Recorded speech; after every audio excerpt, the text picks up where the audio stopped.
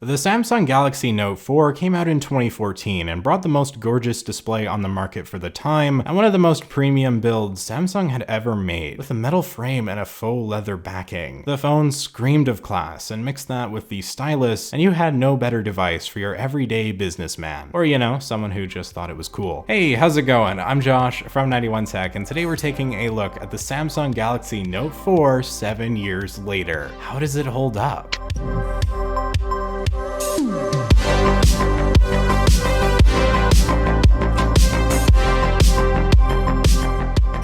This Note 4 was actually my dad's phone for a number of years before he would go on to get the iPhone X. He loved the phone, particularly in the beginning, and would use the Note functionality with the stylus quite regularly for jotting things down while on the job. It was big, really big for 2014, even bigger than the iPhone 6 Plus, and when my dad slapped his big OtterBox on it, it basically became a brick. But outside the case, the phone is surprisingly light and compact, and feels good to use, and not really too old either. The home button and bezels are a dead giveaway the phone isn't, modern, but besides that, from the front at least, it still retains a relatively nice design and wouldn't feel too out of place in today's world. 7 years after the launch, however, and there's no doubt that the Note 4 feels its age. It was inevitable and not all the fault of the phone. The battery life in most of these will have significantly degraded, which was a big reason my dad would upgrade from the phone in the first place. But the reason he moved to iPhone, or at least the big one, was due to software. Near the end, his Note felt bloated and slow due to years of use and various downloads, as well as only 2 major software updates going to Android 6 Marshmallow and no further. You probably most definitely wouldn't want to use this phone anymore, but it is doable. The battery, for one thing, is easily replaceable, and with a fresh install or even a custom ROM of Android, it's possible to get a better software experience and one that is more up to date. If you're still using the Note 4, first off, good on you. If you don't feel the need to upgrade, then you might as well use it until the phone dies, and maybe replace that battery to squeeze some more life out of it. If you do want to upgrade, basically any newer Samsung or iPhone or otherwise is going to be a significantly better experience, being faster, and most importantly for a lot of people, having a much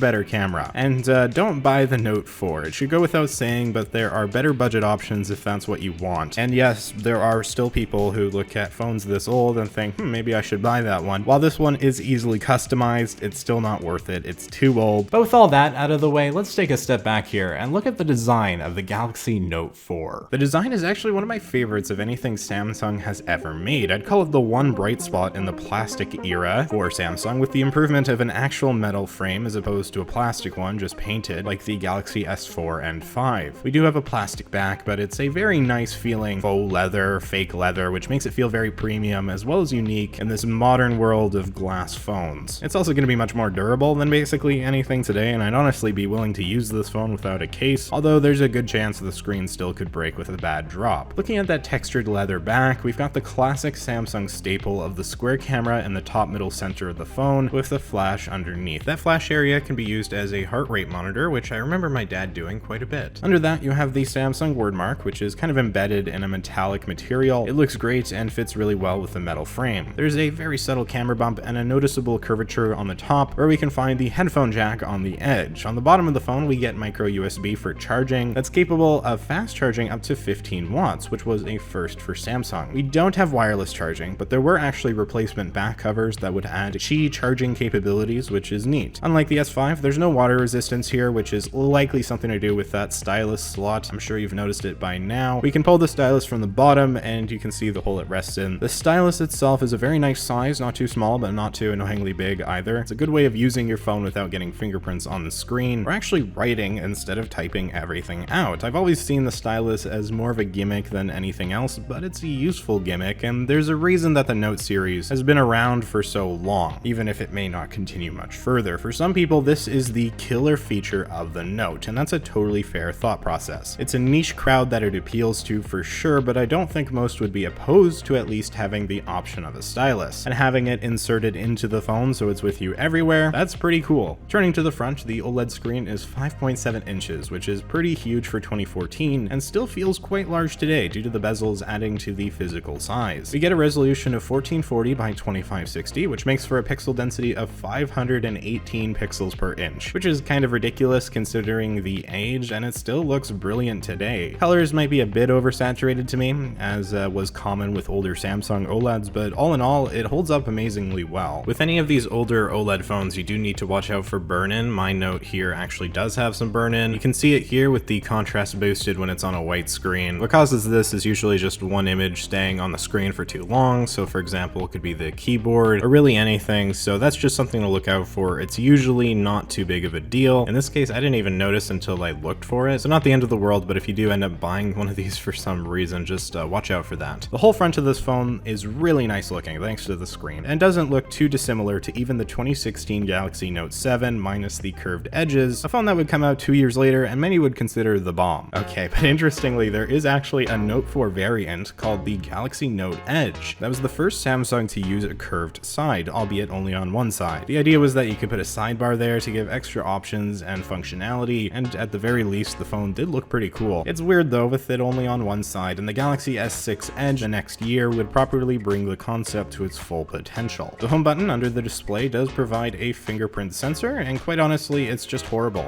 like laughably bad, especially compared to what iPhones could do in 2014. That being said, fingerprint sensors as a whole was a relatively new technology, and it's not fair to judge it too harshly, even if I feel like doing so, as I frustratingly swipe my thumb across it. It does work, and it's still more convenient than having to put in a passcode anytime you want to use your phone, or a pattern or whatever. Beside the home button, we have the back and multitask buttons, which I appreciate down here, even if it's a bit ugly, because it means you don't have to waste any screen space for navigation options. There's also the ugly Samsung logo on the top bezel. I've mentioned my distaste for this a million times, so I'll keep it brief, but I've never seen the reason why Samsung needed to slap their logo on the front of the phone. It's already on the back, and I feel like that should be enough. Let's take a look at the camera. The rear sensor gives us 16 megapixels and the ability to record in 4K, an impressive number in 2014, although it doesn't hold up great in modern times by the eye test. This is technically 4K though, and you might notice that it isn't too shaky, which is because of the first optically stabilized camera in a Samsung flagship, which is cool. Pictures here look pretty typical of a 2014 smartphone, despite an impressive megapixel count of 16, which believe it or not is actually more than the iPhone 12 Pro. This is really due to smartphones always looking for the sweet spot in megapixel counts, as the sensors have to be so small to fit on the phone. But either way, kind of interesting, as Samsung would go back to the 12 megapixel count with the Galaxy S7, I believe. HDR is mediocre, but photos can look quite nice outside and with good lighting, especially when close to well-lit subjects like leaves or anything that just looks nice when you take a photo of it. Anything with movement, like my dog, who doesn't like to sit still, and photos are a lot more difficult. And moving indoors or at nighttime or any lower light situation has the quality taking a significant hit. Photos can be grainy and blurry, just overall unpleasant, and again, it's typical for a 2014 smartphone. The selfie camera has a very weird count of 3.7 megapixels and was the first smartphone ever to be able to record in 1440p from the front. Kind of cool,